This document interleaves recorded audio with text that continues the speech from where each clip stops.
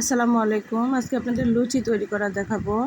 এখানে half KG ময়দা নিয়েছি, 1 চামচের মতো লবণ নিয়েছি, হাফ চামচের মতো কালিজিরা নিয়েছি। কালিজিরা অপশনাল, কেউ চাইলে নাও দিতে পারেন। 4 টেবিল বা 5 টেবিলের মতো সয়াবিন তেল নিলাম, নিয়ে এবার ভালোভাবে মথে নেব বা মিক্সড করে নেব। যখন দেখবেন এভাবে দলা পাকবে তখন বুঝবেন যে মাখানো হয়ে গিয়েছে।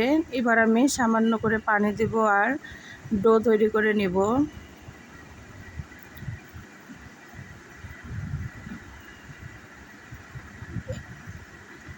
এটা ভালোভাবে মাখার পরে ডোটা তৈরি করার পরে কিছুক্ষণের জন্য 10 থেকে 15 মিনিটের জন্য ঢেকে রাখবো, তাহলে সুন্দর একটা ব্যাটার তৈরি হবে। আমার চ্যানেলটি যদি ভালো লেগে থাকে তাহলে অবশ্যই ঘুরে আসবেন আমার চ্যানেলটি এবং প্লিজ সাবস্ক্রাইব করবেন। এবার দেখুন 10-15 মিনিট পরে আমি বেলে নিব লুচি আকারে। আপনারা চাইলে অন্য শেপও দিতে পারেন।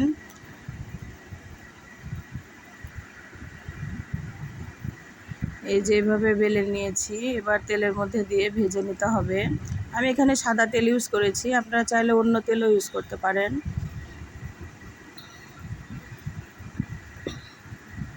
লুচিগুলো আসলে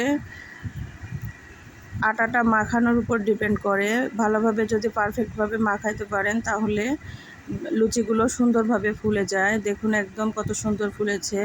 সবাইকে ধন্যবাদ। আসসালামু আলাইকুম।